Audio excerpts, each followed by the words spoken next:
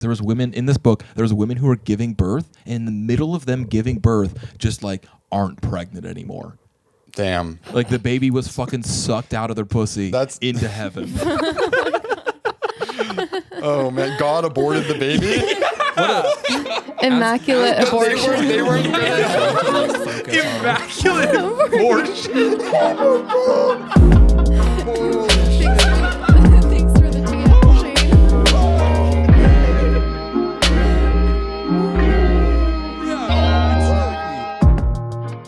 Hello, and welcome to the Bumpy Soup Podcast, a silly little podcast for goofy guys and silly gals.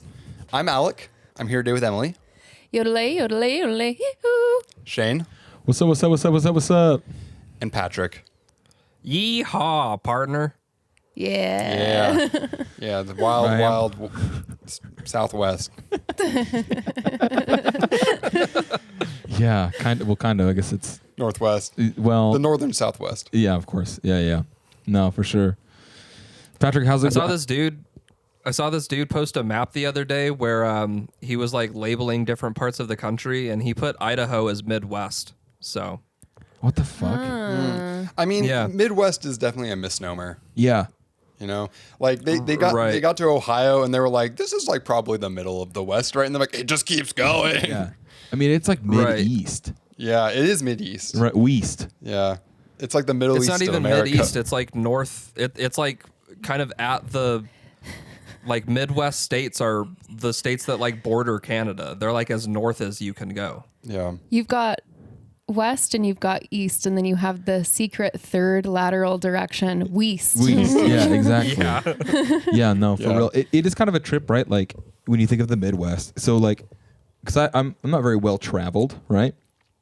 And when I tell people that, I'm like, the farthest I've ever been to the east is Kansas, which is considered the Midwest still. Yeah, definitely. Right? So it's Yeah. like, I don't know. America big. America big. Well, yeah, there's something about Yeah. realizing you can take way more space, way more land as they continue to colonize, right? Like, Yeah. you see it grow exponentially to where you finally get to fucking California. Yeah. Yeah. And then even Texas, right? It's just giant.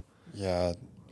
You know, compared I mean, to there's Rhode like Island. nothing really in the middle of America. Like the Well, that Louisiana too. Purchase was actually bad for white people for investment. Yeah, it's so shitty there. Of course, they're hateful. Yeah, in a way, like, so East Coast, I think, thrives in a lot of ways because it is lots of cities are close together. Yeah. There's like, it's easier to have a sense of community, I think, on the East Coast.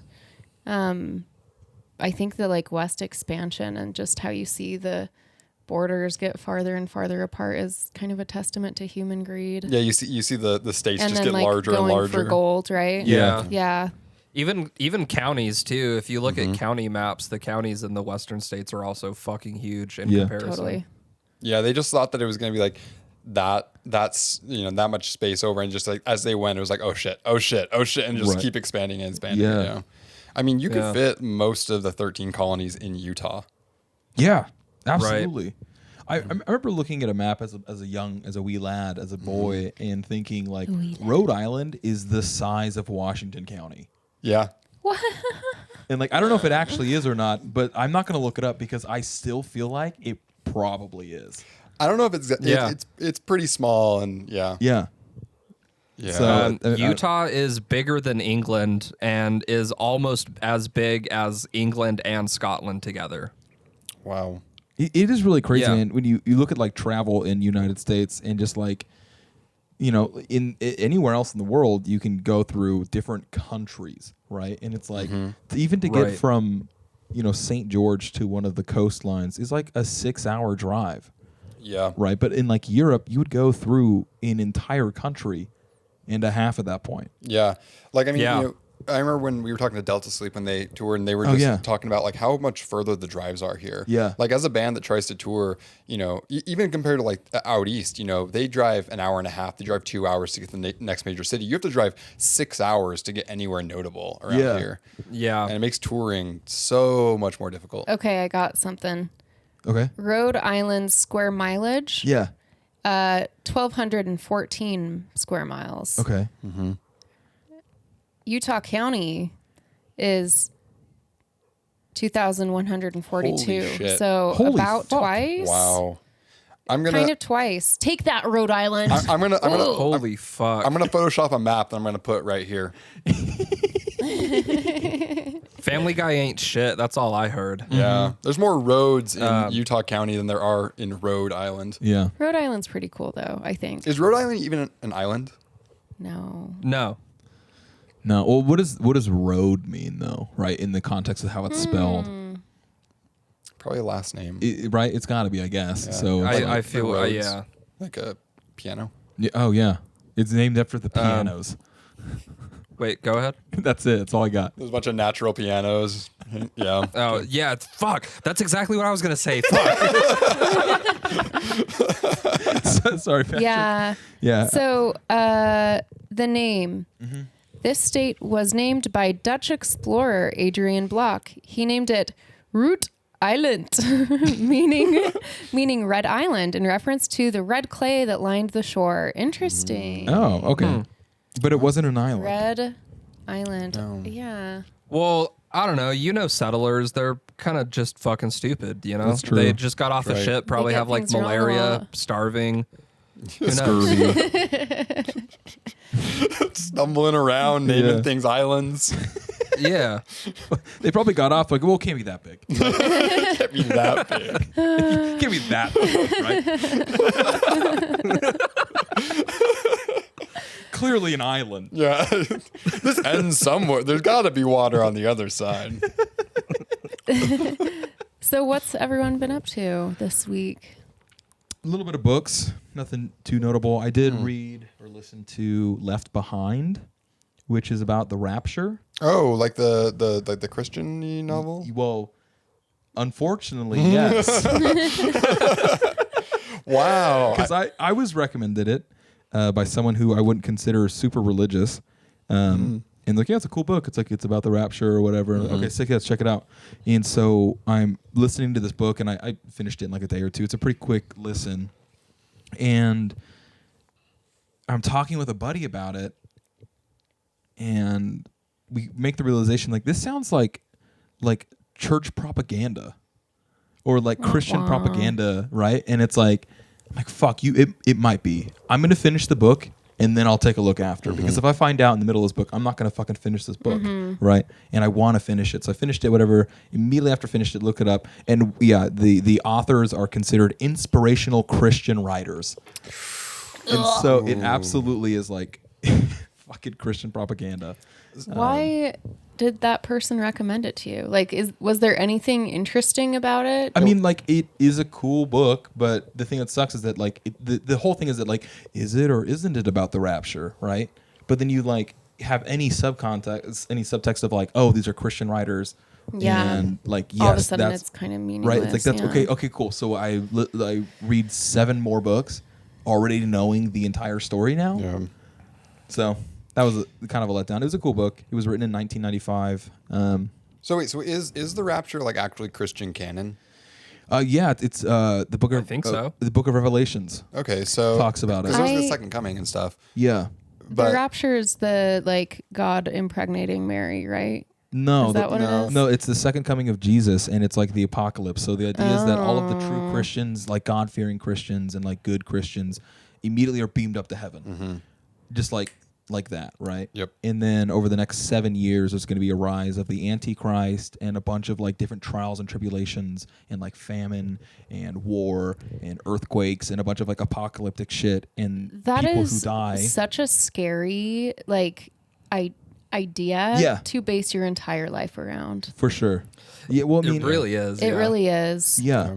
Well, and I think that, so this book really is like, it's funny because it's essentially about these couple of guys that all have family that just like disappears because they get raptured, and they're like, well, I thought I was a good person. And it's like, well, you're not. Obviously not good enough, right? So it's really about all of these people finding Jesus and like having like a literal come to Jesus moment. wow. And Ew. right, yeah. So You Jesus. Ugh. yeah, Gross. yeah, The Son of God. Ugh. yeah. Yucky. This is going to tie into.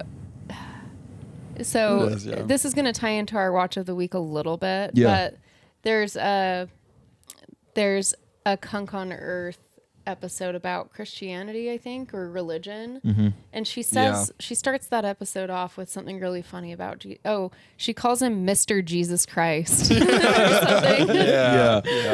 So good.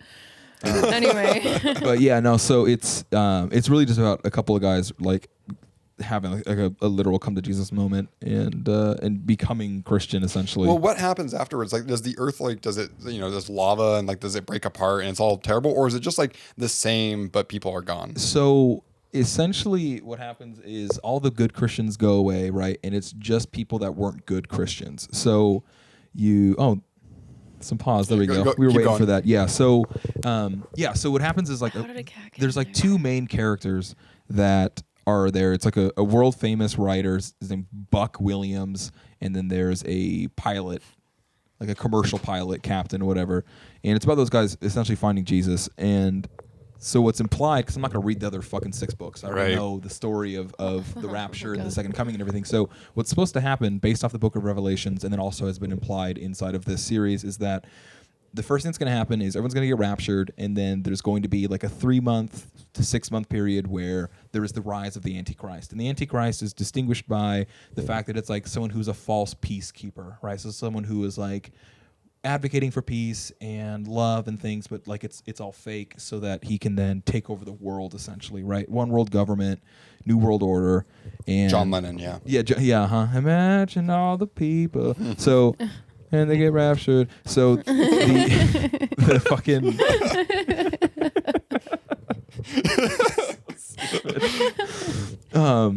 So after the Antichrist comes into power, then there's going to be a ton of like world war. A lot of people are going to die in wars, specifically in the world war that is led by the Antichrist, and then opposing the now reborn Christians essentially. After that, there's going to be like earthquakes. There's going to be tsunamis. There's going to be famine. There's going to be a ton of disease. There's a couple like every 21 months it like recycles into the next thing to where it's like even worse, right up until you get to the 7 years. So anyone who is still alive and believes in Jesus will then see Jesus come down to earth, smite the Antichrist and all the non-believers, and then rebuild like a perfect utopia in the vision of God essentially. But if you die as a non-believer during the war or the famine or the earthquakes, you'll still go to heaven. You just won't be able to see Jesus Christ rebuild the world in his image, essentially. I see. So It's dangerous thinking. Yeah. Like if that's what you subscribe to, like that disincentivizes you from caring about a lot of things, right? Sure. Well, I mean, that's Right. just, I think, religion in general. I think a lot of people are really, really just like kind of complacent in that, like, oh, well, God will take care of it, or it's Yeah. God's plan, right? So Yeah, the incentive yeah. is to be a good person, but the reality is that most people aren't good people, even with the guidance of church, right?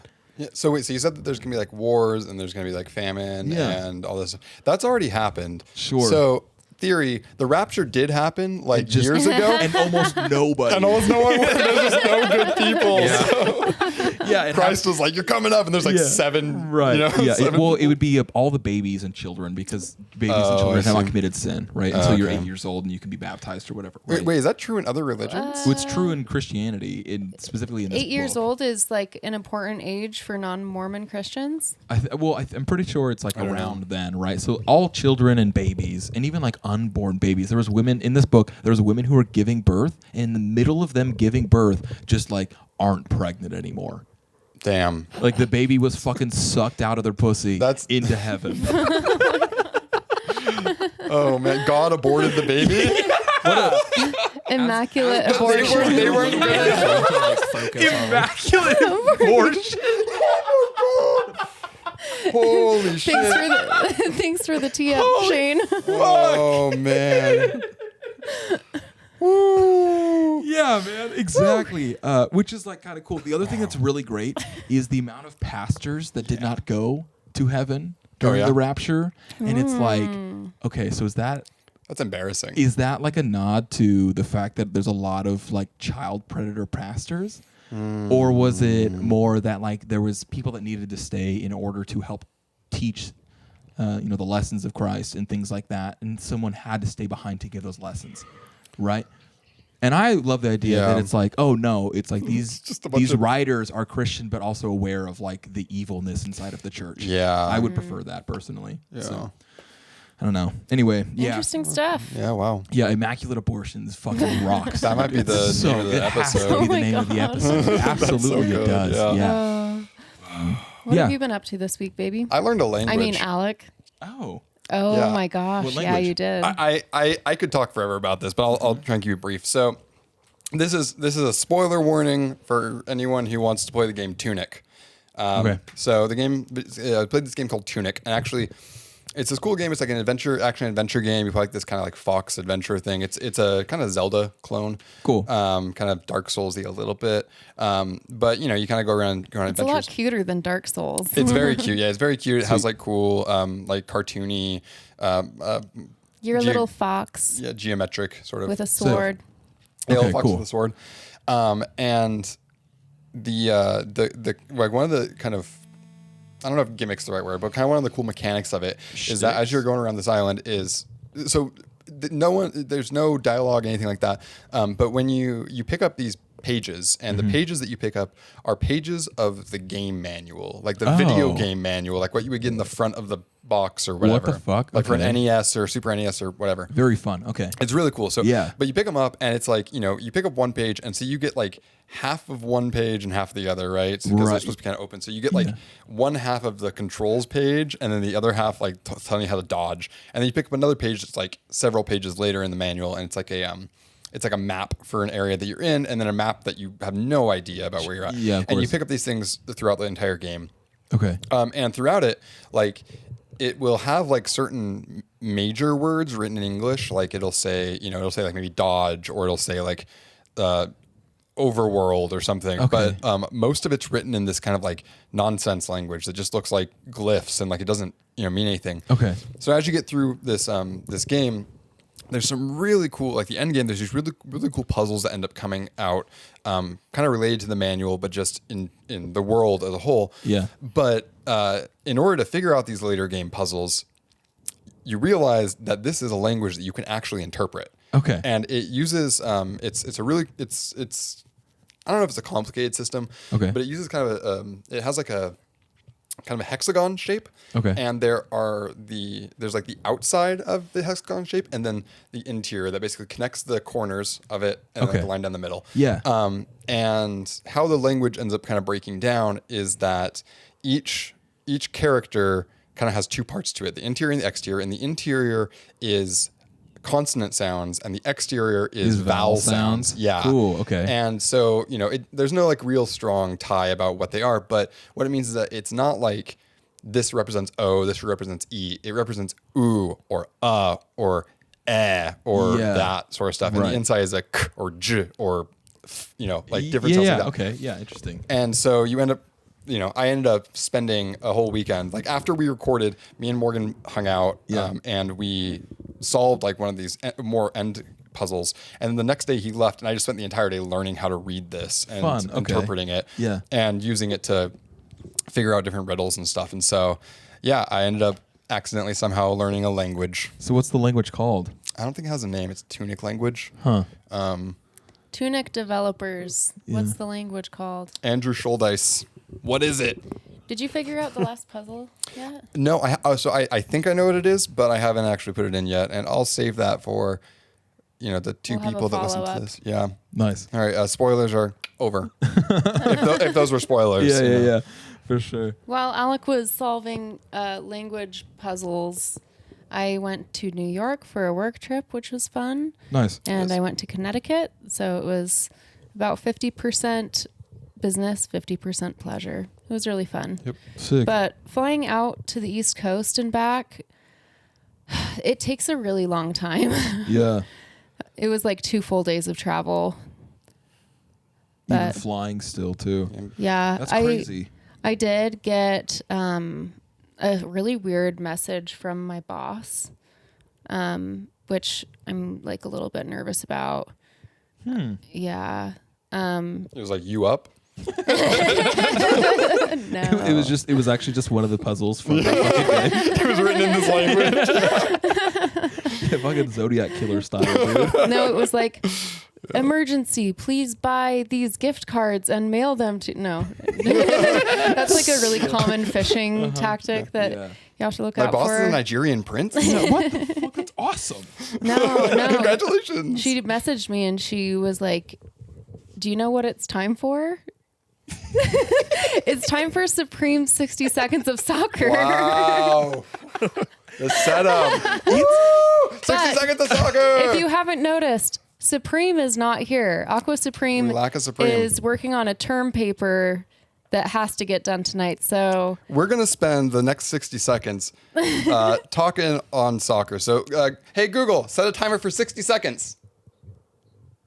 And I'm feeling time while we wait for that to go. So first off, what is soccer? What is soccer? Soccer is the most basic game. It doesn't even have very cool rules. You use your feet. What the fuck? Like, get some better You kick feet. each other? Yeah, you kick each other. But you're not allowed to. But you're supposed to also. Do you have to Yeah. wear socks? I don't know that you have to do anything. Yeah. Maybe like just the jersey, like the top is important probably. I think the Well, cleats it's called probably would be. soccer though. Soccer sounds like it's supporting domestic abuse. Where do you think the difference between football and soccer came from? Like who established soccer rather than football?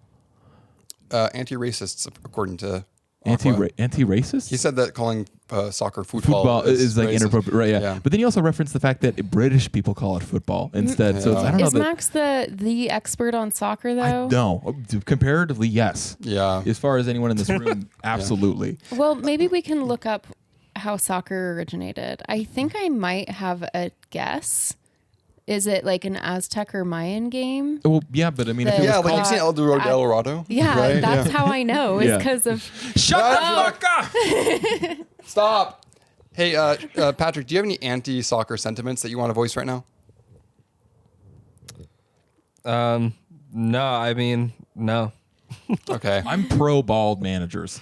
Oh, Yeah. shit. If I have anything to say, that's what it is. Damn. Yeah. Give it to him. Yeah, what is it, like 70% of men Yeah. suffer Is from it? hair loss? Or It's bald like- or balding. Yeah, it's like like there's the odds of there being a bald manager is 70%. I'm so technically. excited for the day that Aqua is bald. And Oh, yeah, He's going right. to be like, Well, what's going to be unfortunate is you have to hate soccer at that point. yeah, he's gonna, yeah, yeah. which is really a bummer. He's gonna have to like stick to his principles and like avoids watching soccer and like gives it up for like the sake of the sport.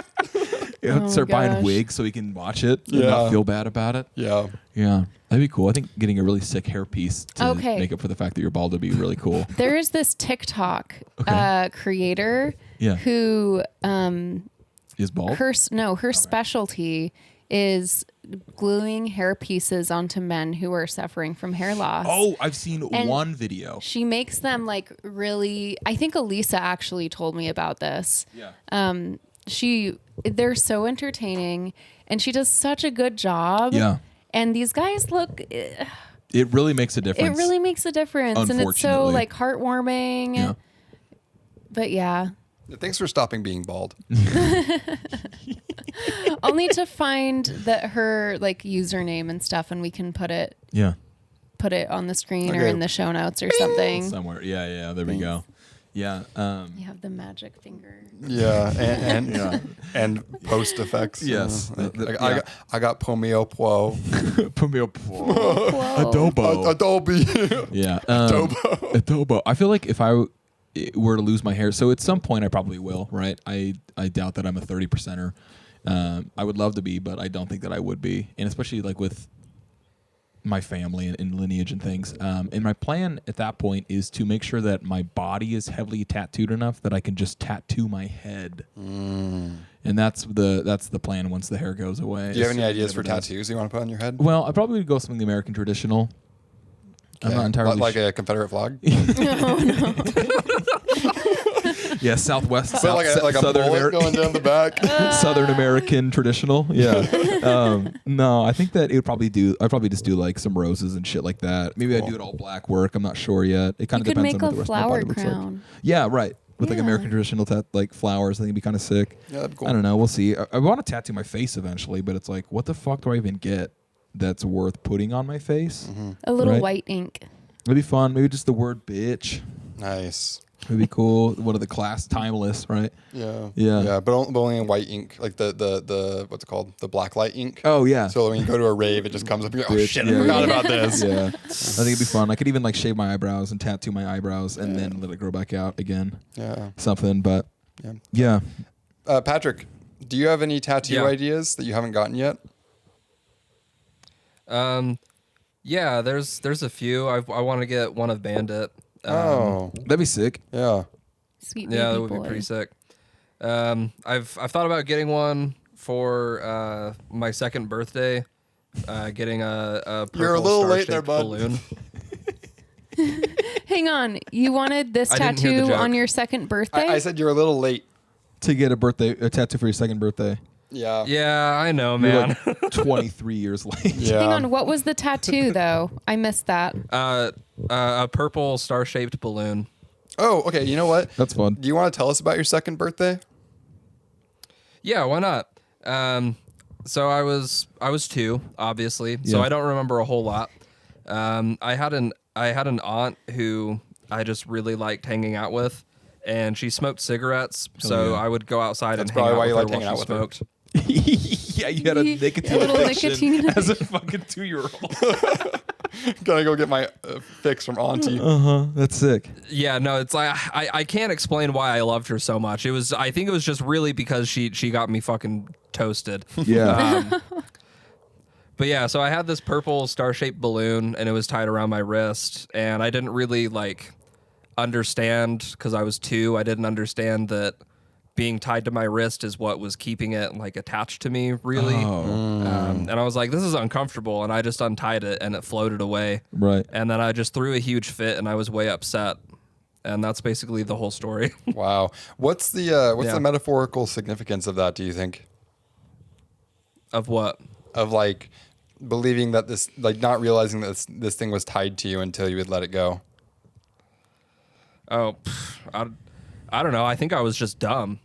It makes Yeah, it makes me think Yeah. of it's like a really shitty drawing or like animation or something of like a man holding on to his wife who's like hanging on a cliff, right? But he's getting crushed by a boulder. Yeah. And then there's the snake trying to bite the hand also. Yeah. And it's like Yeah. something, like the text that's with it just doesn't make any sense. Yeah. That's what I think of with a child letting go of their balloon is a man and his wife trying to help each other, but they can't. Yeah. Maybe you were trying to free the balloon, like just Yeah. let it live its own life, and like, but it was actually Well- important and attached to you. And then it got Well- shot down by a fucking F-22. Dude. Yeah, Right. Would be Well, sick like- got too. drone strikes. Maybe you took it off your wrist Yeah. because it was like restricting you and you wanted to free yourself. You know, Well, I hate wearing. I think it was just bracelets, uncomfortable. Yeah. So, yeah. I mean, that totally makes sense. I think that, like, even thinking about it now, because I haven't had very many balloons tied to my wrist in my life, but for sure, having the fucking, like, waxy, scratchy ribbon string Ew, yeah. just, like, Yeah. rubbing around No has got to be likey. awful. Yeah, absolutely. Cool. That's a fun one. Yeah, I like that's that. it. I just wanted to get the balloon tattooed on me so I can have it again. You know. Yeah, get it Oh, back. that's great. I love that. That's sweet. Yeah. I did tattooing DIY like at home tattoos for a little while. And Always reuse her needles. would no I Gotta didn't. boil them. Oh God. Throw it in the microwave. I think my favorite tattoo that I've done is the one Yeah. that's on Patrick, the pizza slice. Oh, fun. Yeah. Yeah, Patrick, can you show that pizza slice to the camera? I just did. I'll throw it up again. But Oh, yeah, sick. it's a great one. Here, I'll try to get a little closer too. The placement on it, I think, is so perfect when you're wearing short sleeves. Mm-hmm. I really like that about it. It is good. Yeah, it's just kind of like It's barely cute. comes through. That's what I like about my Jazzy's one too. That's like right above my knee. Oh, yeah. It's in a really good spot for when I wear shorts too, because like sometimes, you know, kind of like depending on the length, it won't necessarily be visible when I'm standing up, but as soon as I sit down and the shorts pull up a little bit, it's like right there at like the perfect length. yeah, Nice. that's Yeah. cool. Yeah. I have some thigh tattoos, and it just so happens that like that place that every pair of jeans is ripped in Yeah. is over my tattoos. So I have like a little snake tail peeking out. Sick. Snake is Sneaky little snake. Snake is Oh my God. snake. Okay. Yeah. I have a fun thing. Sick. Recently, Alec and I looked up what our sun and moon signs were. It was actually a couple weeks ago. Yeah. And there was this website that Oh my God. Yeah. Yeah. that I'm so excited. that like connects a certain like archetype character from a movie to your sun moon sign. And Alex was Mine was Wonder Woman. you're the warrior princess. Warrior Princess. Yeah. Sick. Like Dope. the actress that plays Wonder Woman has my same sun moon sign or whatever. What a trip. Okay, cool. Yeah. Yeah. And Emily's was Snake Plissken from Escape from New York. Which is a John Carpenter movie from like the 80s where it's like it's Kurt Yeah. Russell. It's like this post-apocalyptic world that he's like, the super badass. And like the entire time throughout it, like it kept showing clips that It was a really in-depth like analysis of this film, but also how it connects to like sun moon signs. But it kept fucking bringing up just like Snake Plissken from Escape from New York. Like almost every single paragraph, I think. And reading through this was just so much fun and hilarious. Yeah, it was really good. I think that's the first time we like went through all of your zodiac stuff. Yep, we did. Nice. What did you think about that? I thought that even though I don't really follow it, I thought that mine was pretty accurate. And I think that even though you follow it a lot more, yours was less accurate, which I thought was funny. Yeah. That That is funny. I have some other thoughts about that, but we don't have to go into them. Yeah. I'd love to hear it at some point. Yeah, we'll talk about it later. Cool. Yeah, because I have really, really strong opinions on it too, and probably in the opposite way that you have them. Well, whatever your opinions are, I will have the opposite ones just to make you feel. For the sake of Yeah. These are Alex's vows to you, Shane. Yeah. Well, I wouldn't want to be a liar. Yeah. These are my values. Yeah. What do you have any thoughts related to that stuff and your specific sign layout? Yeah. So my mom's the president of a astrology club. Your mom's Fuck the president? yes! Oh, yeah. Yeah. Wow, congratulations. I didn't You even have vote some for her. amazing influences in your life. Yeah. It's really wild. And for one of my like my big birthdays, like either my 16th birthday or my 18th birthday, she had like taken me to Dorothy, who is like the astrology queen of Southern Utah. Her shit is fucking Cool. unbelievable. It has like a lot of like really hyper specific dates for where like specific things are supposed to happen. And in my experience with everything that I've done with Dorothy and my mother, it has been dead on, and insightful and helpful, and I've used as like a piece of guidance going forward in like my creative life and my professional life, and kind of how those things are going to cross over forever. Seems to be serving you well. Yeah. Cool. Yeah, I found out that I wasn't going to be a rock star when I was 16, and that it was going to be a different form of art that I did. She's like, it's not going to be music, even though all you do now is play music. It's going to be something else, but it's gonna be really a lot of fun, and a lot of people are going to be receptive to it. How did that idea affect you when you were playing music, like in the scene more frequently? Well, it was really confusing, right? Because it was like, that was like 16 years old. That was like the peak of me fucking in bands, doing shit, recording records, things like that. Unless it was when I was 18, which then even more so because we released the fucking Morning Sex EP on my 18th birthday, right? Oh, really? Wow. Yeah, we did like a release show for it. So, I don't know. It was like, okay, well, if I'm not going to be a musician, then like, what the fuck else is it? Like, I don't do anything else. I'm doing pottery at school, but like that's not. I don't think that counts, right? It was well before I'd even gotten into photography, which is obviously what it was at this point. It's like, oh, I'm making all of my money and all of my art is through photography at this point. So it makes sense that that's what it was. But yeah, I mean, it definitely didn't like deter me necessarily from playing music. I think that it like not necessarily fortified it, but it definitely like was like, well, fuck it, like. If there's something else that's going to come along, then like I might as well just enjoy this anyway, right? But yeah, it was definitely really fucking confusing. I was like, I have no idea what it could possibly be if it's not going to be music.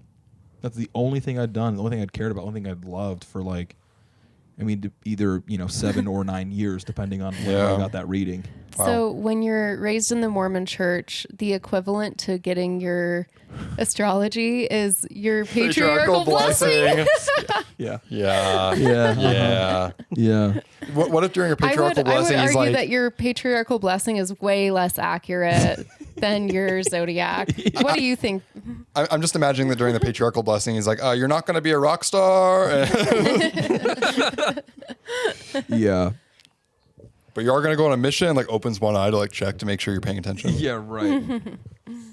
Yeah, no, for real. Yeah, so I know I really like it. It's kind of cool. I actually did like another reading when I was 21 or something like that, and I recorded the whole thing on my phone, and it's like fucking 2.5 hours long, Wow. and somehow has been transferred from the last 4 phones that I've owned since. Nice. Wow. Which is great. So I found it the other day, and I was trying to listen to it, and it got to this really interesting point, some point that she had made, and then it just stopped playing.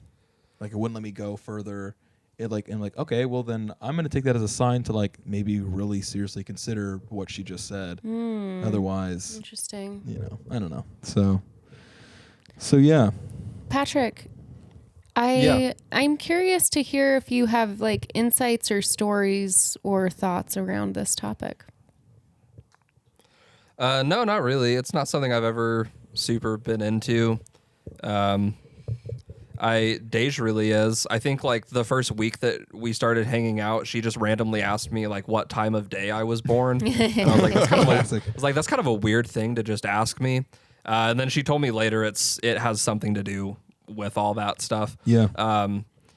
Yeah, I don't know. I think it's kind of like I think it can be from my perspective. I think it can be like fun. It can be kind of like a fun thing to do. I have never held it in like a place where I would seriously take into consideration what it is. It's kind of like WWE, where like it's entertaining, but like it doesn't really seem real to me. That's cool. There's someone. Wait, WWE's not real? No. Well, sometimes it is sorta, kinda. Yeah. Well, in its like farce, it is truly itself, which has a sense of realism. I Well, guess. It's just you they're don't also know doing- which parts are the truth and which ones aren't. Yeah. Yeah, like they're doing actual like acrobatic stunts and stuff, right? And the Undertaker The shit really they is do a is pretty dead guy fucking that came back insane. to Yeah, life. like the We're choreography trying really is hard to next undermine level. what you just said, Patrick. Sorry. I really like this stuff because it's been around for so fucking long. And it's like ever since humans were looking at stars, we've been trying to make sense of them and assign meaning and stuff. And it's because it's such an old thing, it means I literally never run out of things to learn about in regard to it. Because Yeah, that's true. yeah. And at the same time, it's an interesting like tool for self-reflection. It's pretty easy for me to forget the stuff that doesn't really apply to me. Or if it doesn't apply to me at first, I like kind of think about what ways it could.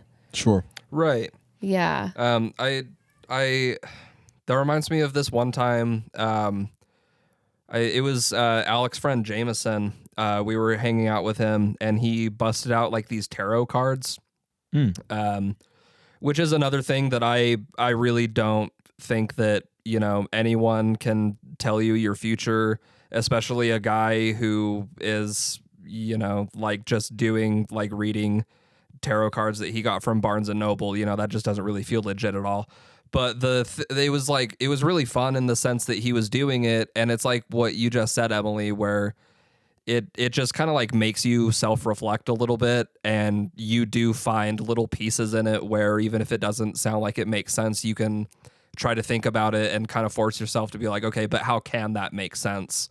And I think it does a good job of kind of, I don't know, maybe like showing you a different perspective on something just through the way that it is done.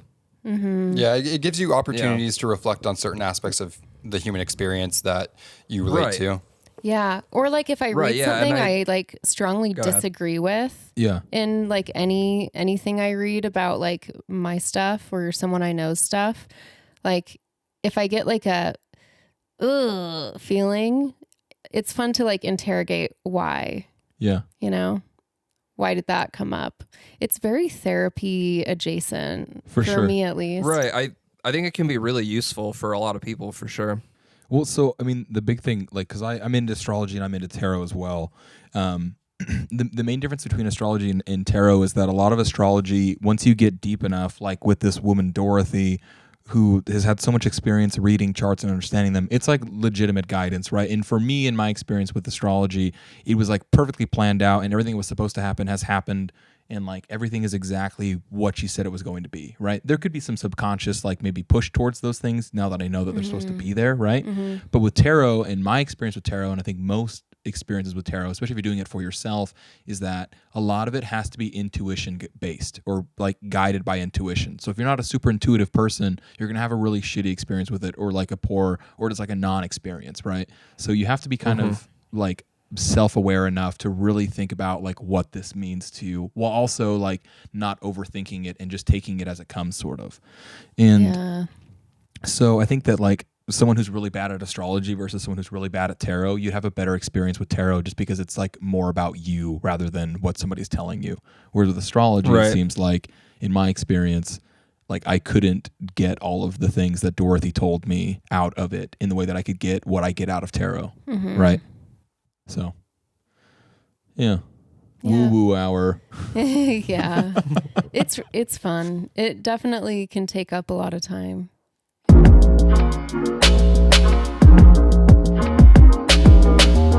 Well, so back to tarot really quick. Just one last final thought, and we can do something else, is that I consistently pull the same couple of cards. All the time. Yeah, me too. I pull the same 3 cards pretty much every single time for all my stuff. Whenever I'm looking for guidance, it's always the same thing. And the answer always is like, you know what the answer is. It's always just go do the thing you're supposed to do. And it's like, yeah, you're right, my bad. And then I don't do it. And then I'm like, well, why is this thing happening? And then I ask the cards again. And then it's the same fucking card. Like, you know what you're supposed to do, just go do it. And then I'm like, okay, yeah, and then I don't do it. And it's just the same thing over and over and over until I go and do the thing I'm supposed to do. So, I don't know. And the odds are at that point, it's like, 1 in 52, or I guess 3 in 52. Yeah. So. Well, I think it's actually 52 times 51 times 50 because you have to draw it. Oh, yeah, I guess that's true. Yeah. Yeah, I guess if you wanted to break it down into nerd shit, that's exactly using, right. Nerd. Yeah, I'm the Noid this time. Noid shirt. Using, I can't think of what it's called. It's called, I don't know. It uses an exclamation point to do that where you multiply by the number lower than it. I'm going to put the word right here. Just nerd with an exclamation point. Dork. Dork shit. Yeah. Maths. Yeah. Nerdy boy shit. Yeah. I found this YouTube channel called Combo Class. Okay. And it's like this guy who's like in a lab coat and he's got like kind of crazed hair and he's in his backyard. Oh, yeah. And it's like the table's falling apart and there's clocks all around. They're all different clocks and different things. And he's like, all right, we're going to do math. And he pulls out dice like out of his pocket and like throws them. But he's actually talking about a bunch of math stuff. It's really good. Is it engaging then? It isn't. I mean, it's engaging for me as a dork that Way loves like more that. engaging than my junior high math teacher. I called it chaos arithmetic. Oh, yeah, that makes sense. Yeah. That totally makes sense. What is it about math teachers that just fucking put you to sleep? Why are only those dudes into doing and teaching math? Dudes? Women as well, I suppose. Dudes is gender neutral for me, but yes. Well, I took a senior high school math class, and my math teacher had the biggest boobs. So Hell yeah, dude. So Shane would have had no problem. Sign from my father. Yeah, your dad does math. and she had a belly button piercing too, and I could see it through her shirt. Oh, so I was distracted. She's a baddie. Yeah. That's nice. Okay, cool. Well, I mean, I don't think that everyone who's into math like that is necessarily super like boring like that, but probably. I'm not saying they're boring. I'm saying that their voice puts you to sleep. Well, maybe it's because you're supposed to be sitting down at a desk in like a pretty sterile, boring room. Sure. And it's like you can do as many like train problems Yeah.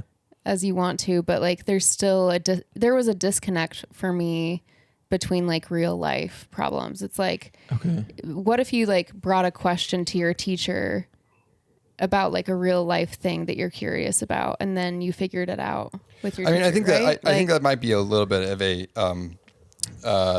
incorrect like portrayal about what math is. Like for people that are like really into it, like there's like kind of napkin math where they have like an idea like, well, what ever you do this and blah, blah, blah, and they write it out. I did that once.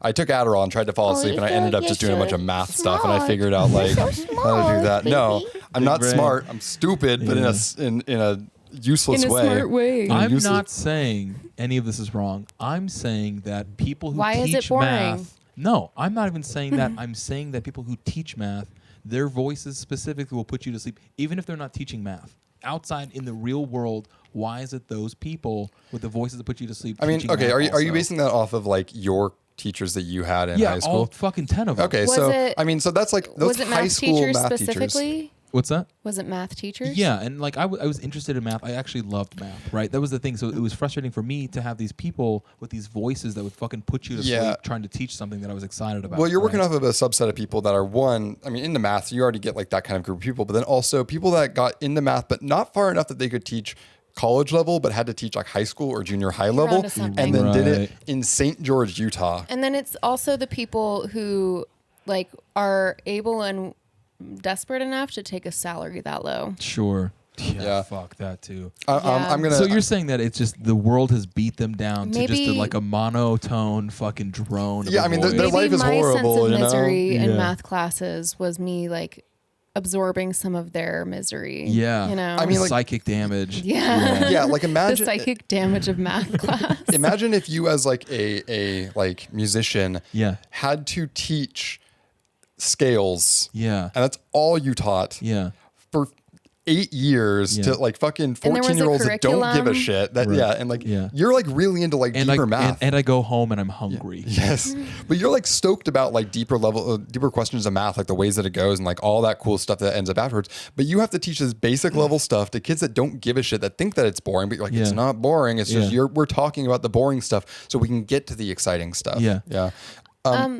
So these weren't math teachers, but the Okay. teachers I really liked until college, they would say, okay, here's the stuff that I have to teach you because the state says I have to teach you these things. Yeah. And they'd make it like easy and simple enough for you to like get what you needed to memorize it to take the test. But Sure. then they'd spend a portion of class time talking about the stuff that interests them, the stuff they think is important to like function Yeah. in a society. Okay. And yeah, I guess there's not a lot of like practical math. and they really or, like, cared. But real like life that wasn't math. most of them. Yeah. There is Yeah. practical math, but it doesn't get used in like ways just like that you do every day, right? But, Right. like, and there is like really interesting math, but Sure. it's again this stuff that is like theoretical and like calculus. Like okay, I love algebra because algebra are little like puzzles. Yeah. It's all about balancing it out and all that stuff, and it's really rad. But Yeah. it's like you don't use it very frequently. In like a day-to-day life, and especially if you have like a calculator now, like even like that basic level math stuff is like super. Yeah. You don't even have to think about it that much. Not that people don't, but. But I'm going to plug Number File. That's a YouTube channel that does some really cool stuff talking about math that Sick. they're not really boring. I mean, I don't know. Maybe they're boring to you because you're not a smart guy like me. I like math. Boo. I'm saying that math teachers have boring voices. Okay. Because like, there's I heard what you said. there's a guy that I work with, right? And he has to talk a lot to like a group of people, and I happen to be in that group, and it's pretty frequent. And the best way for me to describe his voice is math teacher voice. So this is something you think about a lot. At least every Monday. Yeah. Yeah. At least every Monday at 10:30 a.m. Yeah. Yeah. I don't know. So I want to go back to your big tittied math teacher. Yeah. Cool, yeah. Did you guys have hot teachers? In high school, I had a history teacher that was pretty hot. You know what? Both of my hottest teachers were math teachers. Really? Yeah. Nuts. Okay. Yeah. Patrick, did you? Not women teachers. Okay. There That's not was really what I asked. It's okay if it's a guy. There Yeah. was a choir teacher at TUICon who pretty much everyone can agree is just like fucking way hot. What's his name? Kyle. And No. everyone would always just talk about how good looking he is, and he actually had to like, I don't know if he had to get a lawyer or something, but like people started making like allegations against him because it was and like people talked to the girls about it, and they were just like, well, I don't know, we just kind of figured everyone would believe it because like he's good looking. I don't know. Nuts. Oh boy. Yeah. I've heard about that teacher because of Meg. Right. Yeah. Yeah. Have you heard about the allegations? Or you heard about how hot he was? I heard about how hot he was. Yeah. Yeah. I didn't have a single hot teacher. Not one time ever. And I feel I'm like sorry. Well, maybe that's a good thing. I don't know, man. I felt like it was You were robbed of something. yeah, kind of, right? Yeah. I feel like everyone Right. had like some sort of story of like, oh, this like hot teacher or something, and, like I never had that ever. And it's just what it is now. Maybe it was a blessing in disguise because the two Maybe. classes I took from these teachers, Yeah. like at least in my memory, those are the classes that I fell behind in. Oh, you're so Math-wise, distracted. I was distracted. Sure. Yeah. That makes sense. Do you think Yeah. that there's any like junior high or high school teacher that like goes home and they're like, why am I so hot? I'm trying to reach these students. Damn you, face of beauty. yeah, they're going trying to like break their nose, trying to, like, get that shit Yeah. fucked up, or like busting out their own teeth or something. They're like they go to a plastic surgeon. So Yeah. you want Make to me be ugly. uglier? Yeah, you want your hair I'm more. trying to reach these Yeah. kids. yeah, they have to like shave like their own like a fake fucking Yeah, skull. yeah. Yeah, that's kind of fun. I like that idea. Yeah, huh? Shout out to Funny. teachers that are too hot to teach their kids. Yeah, I wouldn't know anything about it, but shout out to them. Shout out to all those math teachers for Emily, I guess. Then, Yeah. yeah. Yeah. Whew. I wonder what they're doing Emily, now. where did you go to school? Timpanogos in Utah Valley. You know what? I Noted. feel like the fact that like there's a hot teacher there totally makes sense because I feel like you have Utah such an Valley is insane pretty full of concentration. hotties. Exactly. Yeah. That. Yeah. I That remember makes coming sense. down to St. George and thinking that the hot girl scale was higher in St. George than in Utah County. I think that You were how old when you moved down here? 19? I think that the alternative girls in southern Utah probably is a little bit better versus like Utah Valley proper. Right? I guess I was in college. yeah. So Your so I had opportunities opened up. I had a wider like array of people from other places. Sure. You were probably also Like, glowing up at that time.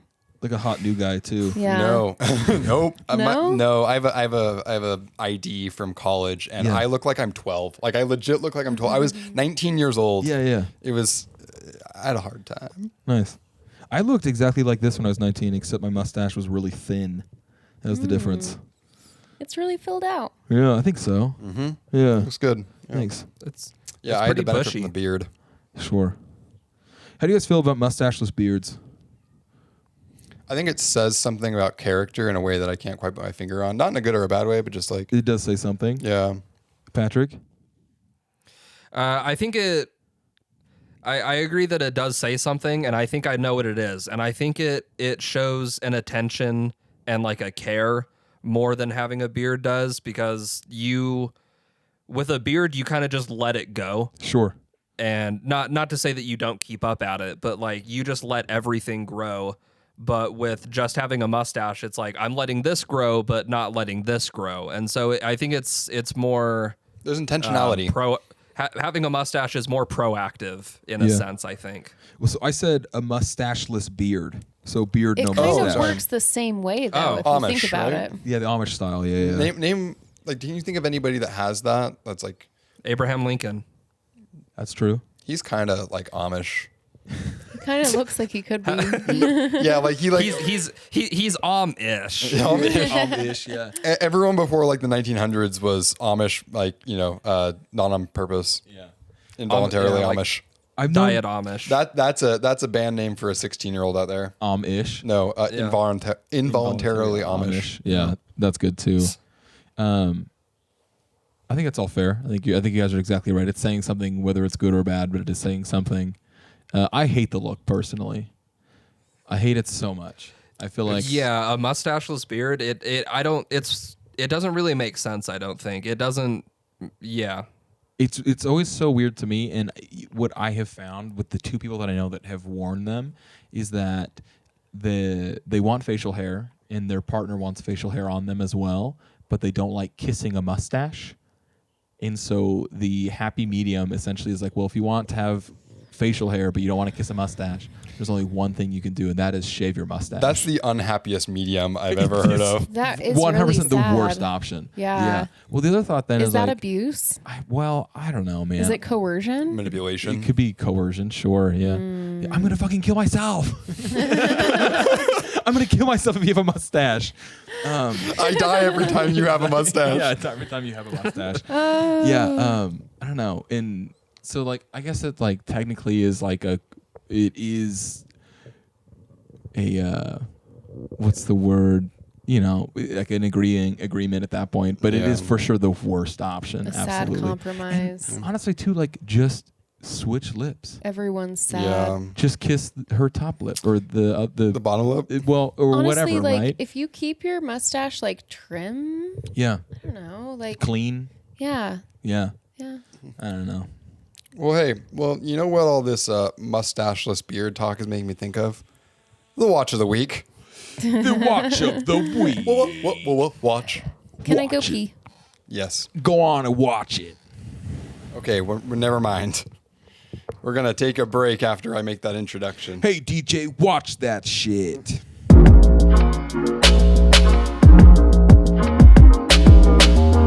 All right, so this week's episode of the Watch of the Week is Cunk on Earth. I guess season 1, I don't know if there's going to be more seasons, but episode 3, The Renaissance Will Not Be Televised. Starring Diane Morgan. It's a Netflix and BBC Crossover. collab. Yeah. BBC X. So Netflix. yeah, so Philomena Cunk, the character, is like she's done a bunch of these like little like kind of one-off specials. She's on like Cunk on Britain and Cunk on Shakespeare and stuff like that for different BBC programs. But this is one that's Cunk on Earth, and it's put on Netflix. She covers A potentially award-winning Potentially series, award-winning as she puts it. Yeah. it has to be. Yeah. The one of the other main people on it is Charlie Booker, who is the guy who did Black Mirror. yeah. Oh, what the fuck? Oh, Yeah. really? Yep. Yeah. Yep. Huh. When we first binged all the ones available, I then wanted more, and so I watched a fun panel with him and Diane and their producer, I think, something like that.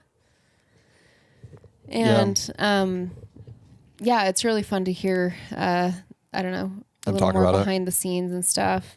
So the format of this show I really like. It's a mockumentary, and You like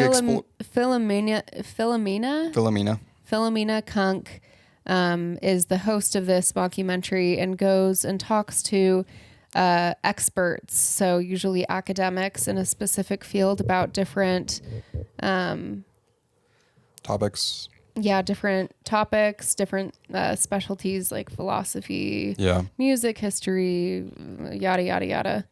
And her like delivery and the questions she asks are really strange Really and dry. The delivery is so dry. Yeah. Bone dry. It's insane. Oh, Yeah.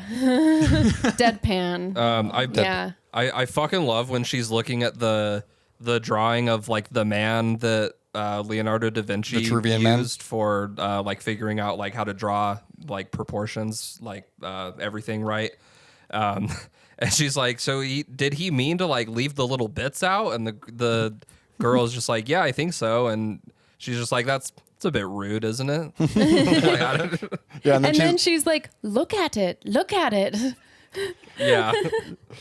Yeah, so we watched the thing talking to her, and apparently, like the experts that they talk to, they're kind of in on it. Yeah. Right. This is like one of the first questions I have had after course. watching a couple episodes. It has to be. Yeah. Are they they can't possibly be the butt of this joke, right? Like, Yeah. I mean, I can see how BBC, like having a BBC, production team come in, you could potentially get away with that. Yeah. But they did say that the academics were told to treat Philomania as like a know-it-all 9-year-old. Oh. Yeah. Yeah. That's a great prompt. It is so much fun to see their reactions to her.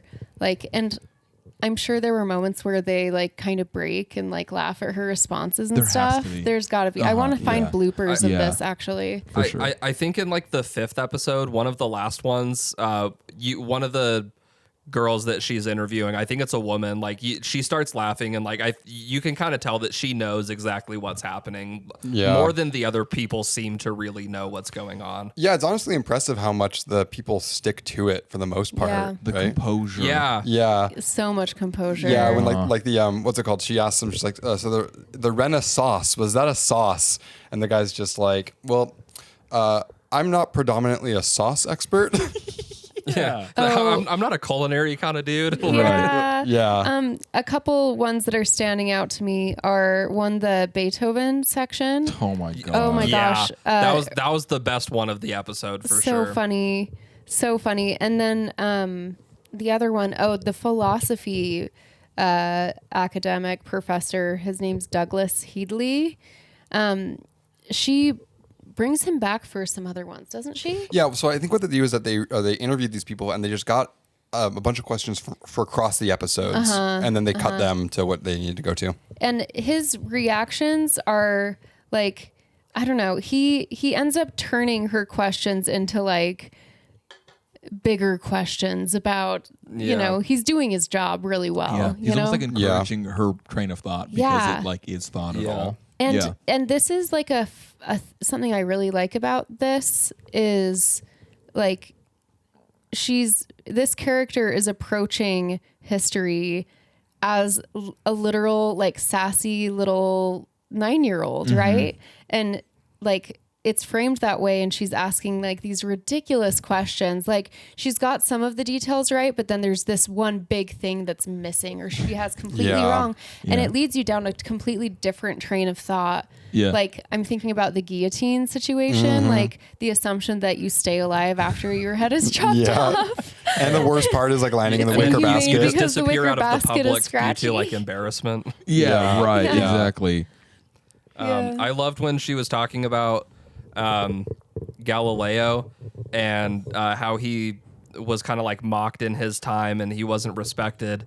And she's like, if he would have invented an immortality machine instead of a worthless telescope, he would actually, be able to see himself. Be appreciated, Yeah. but kind of missed opportunity on his part. He's not really that smart, is he? Yeah. I like how she does like belittle important works of art or like important figures. When she's talking It's about the really painting funny. next to like the Last Supper, and she's like, they look like they're squished into a cardboard box. Yeah. And like, look at this. Is this a plate or a bowl? It Vinci- just looks terrible. Da Vinci could perspective the fuck out of things. Yeah. Yeah. That was one of the best she lines of calls the it- whole episode. I like the way the certain things are described. Like you've got the Last Supper is the fateful tea party. Yeah. There's so Yeah. many situations like this. Like Cunkisms, I guess. Yeah, Cunkisms. That's it. Exactly.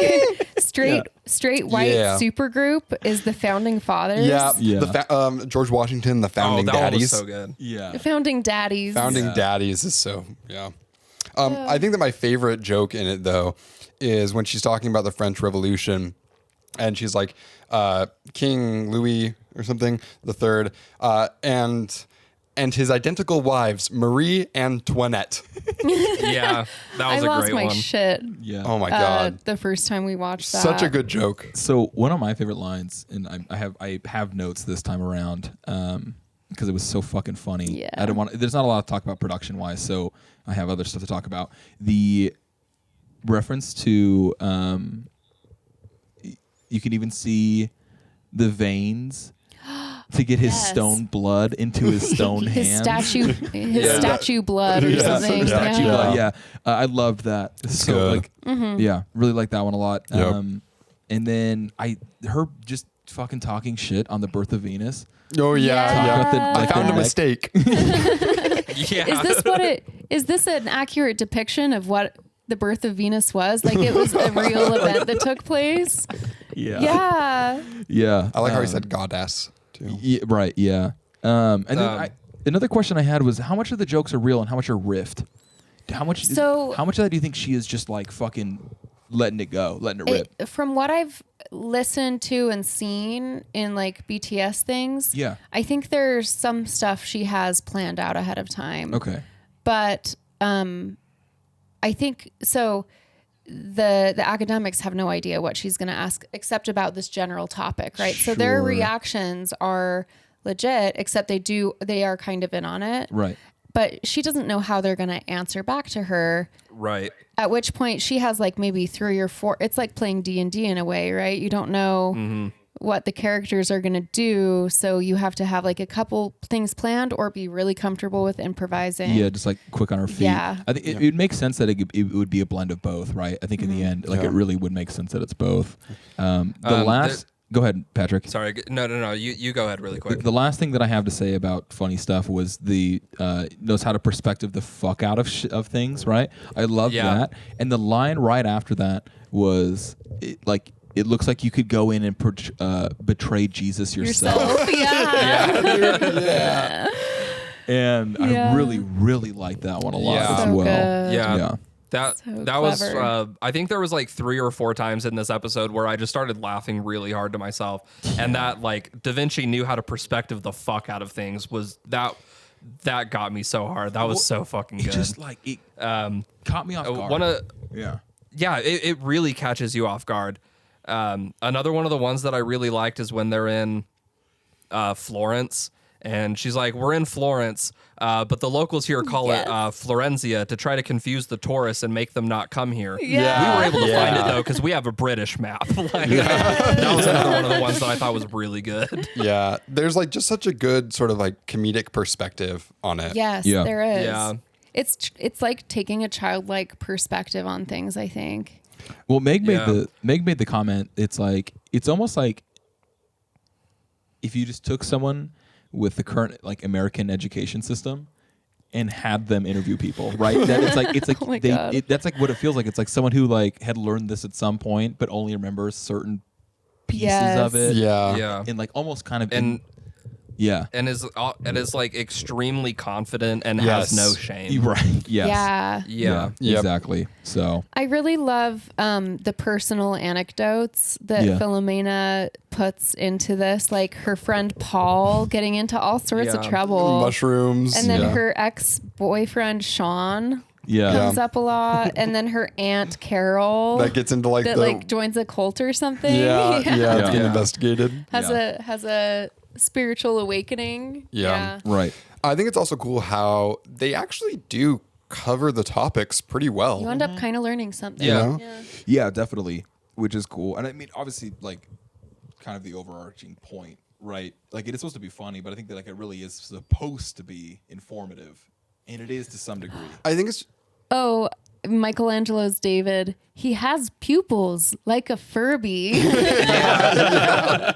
Yeah. that is informative. Yeah. Yeah. Yeah. But no, I mean, maybe it's probably easier to actually use that format of following kind of real sort of like documentary format of showing things that happen and then The just riff skeleton is along the built way. in. Yeah. Yeah. Right. It's got good bones. Exactly. Yeah. Yeah. Them bones are good. But one thing that's really good that they actually do that is riffing on the format in general is kind of the reference to non-white history. Like when they're talking about, they invented the printing press in China, but no one paid attention until the printing press was invented again by Gutenberg. Yeah. Right. Right. Yeah. No, very funny to call that out in that way too. Yeah. Okay, so a quick call out is the Galileo courtroom depiction. Oh yeah, yeah. Amazing. And then another couple things about the experts. You've got like the scholar who she's interviewing about the Renaissance and comparing that to Beyonce's body of work. Dude. and like trying to cancel him. She's like, you're willing to say that on video? Yeah. Yeah. That So was what? really The funny. work of a few straight white men blows Beyonce out of the water? Is that what Right. you're saying? Yeah. On camera? Yeah. And then, go ahead. Oh, sorry. Keep going. So this is like a common thing with all of the expert interviews is like she says so many wrong things in like just one question. Yeah. That you can see them trying to think about like, oh my God, which thing is most important for me to correct her on? Right. Like, Like the Dominican Rhapsody? yeah. Well, Yeah. that was multi-leveled, Yeah. right? Uh-huh. Because he had to say that, and then, oh my God, yeah. Yep. Yeah. Yeah. What were you going to say, Patrick? I really liked when she's talking about like the pilgrims coming to America, and you know they were having a hard time, and the Native Americans showed them how to plant corn and where to fish, and the settlers repaid them with smallpox. Yeah. Yeah. And then just the way it's delivered, and the settlers never forgot the things that the Indians taught them, but they did choose to ignore it while they were busy being pillaged and Yes. destroyed. Right. Yeah. Yeah, and then later it's like working in America was really hard, so they decided to steal Africans and just Yeah, do they're it for talking- them instead. Oh God! When they're talking about freedom and Rousseau, and it's like, yeah, talking about freedom. the chains. Yeah. And they chose just not to think of them as people. Yeah. Whew. Yeah. Yeah, it's telling some truths through comedy and really shitting on I mean, there's American almost history, which is refreshing. Yeah. I mean, there's almost definitely, documentaries that are like this, that are serious, that absolutely gloss over this stuff. And like the printing press being invented way before Yeah. Gutenberg did it, as a way to whitewash them. Yeah. And so it's really cool Well, to show it like this, but go ahead. In a way, I think this is one of the best and most effective ways to do that. I feel like it's really easy if you make a documentary to show all of those things. It can really easily come off as like kind of preachy, and Stale. especially to the people that need to hear those things, it's Yeah. going to turn them off to Yeah. it. But turning it into a joke makes it so that like you have to listen to it to be in on the thing that you want to actually hear and pay attention to. Yeah. And it really becomes like the best way to get those things to the people that need to hear them. Yeah. So how do we get her to do one on mathematics? It's still going to be delivered Very deadpan, boring. Shane, Yeah.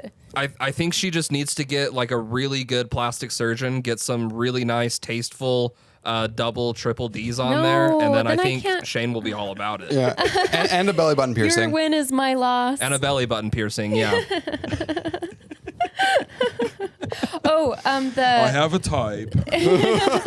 Christopher Columbo going off the map Yeah. and then reappearing on the other side like Pac-Man. Like Pac-Man. And then she cites Crash Bandicoot Yeah. I think Crash Bandicoot's really good. Fuck. and Pump Up the Jams. Yeah. Yeah, so the pump up the jam thing is like throughout all of the episodes of this. It's such just a stupid, funny joke to just bring Yeah, up. I love the way that they managed to work it in. Really quick, going back to how you guys were talking about how she would have to have a few different responses lined up when she's doing the interview portions.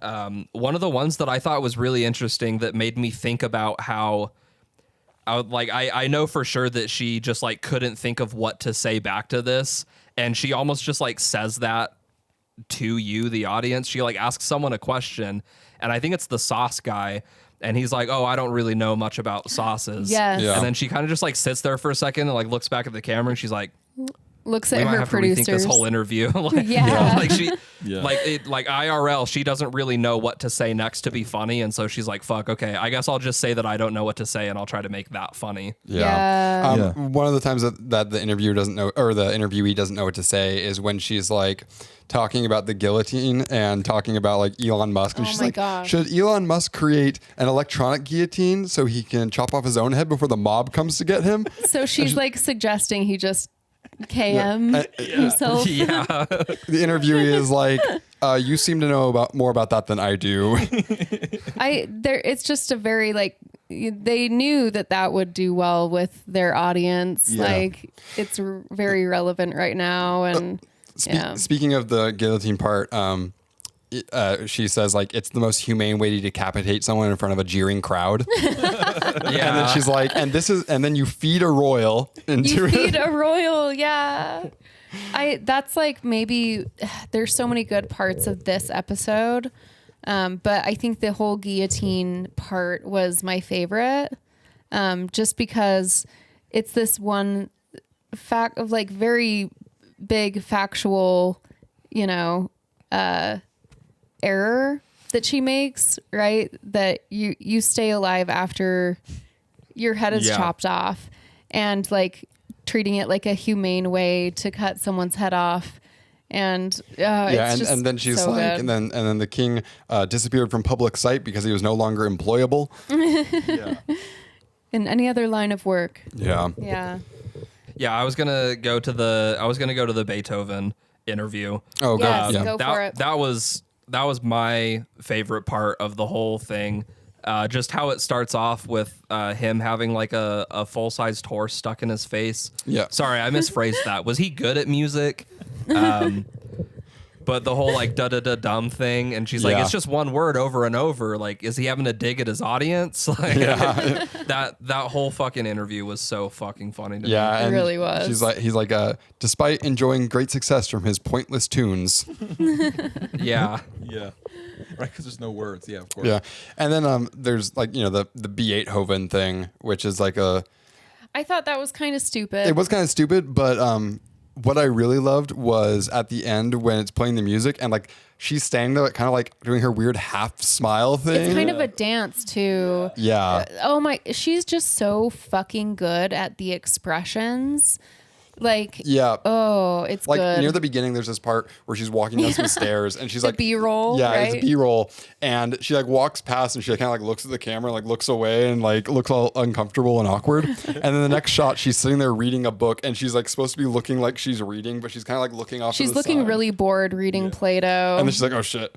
Oh, and that reminds me of a line that she says where she's like talking about how because of the printing press they were exposed to they got Greek philosophy, and she's like, and people were really excited about being exposed to ancient Greek philosophy, but it wasn't boring like it is now. Yeah.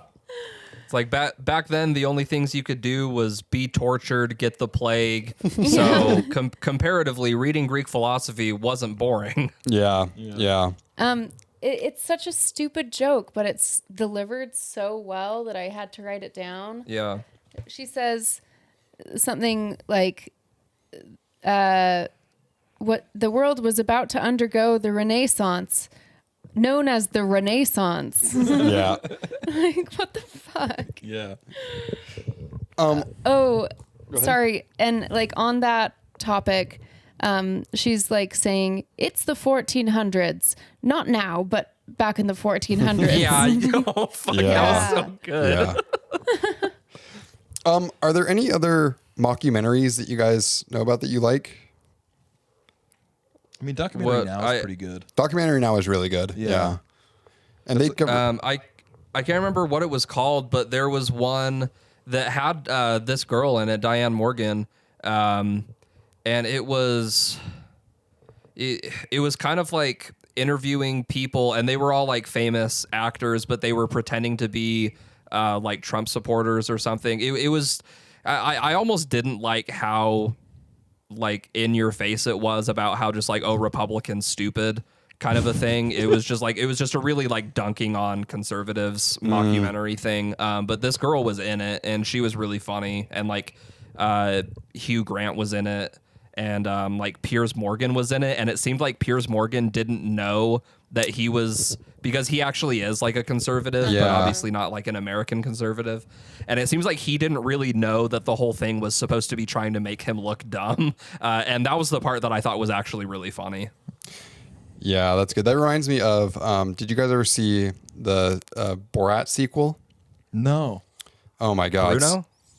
No, Borat, the sequel movie film or something like that. It came out a couple years ago. No. Yeah, so he interviews, is it, I think, it's not Rush Limbaugh, it's The fucking Rudy Giuliani. Yes, He interviews Oh my Rudy God. Giuliani, and like he has his quote unquote daughter do it, who's like just this young woman, and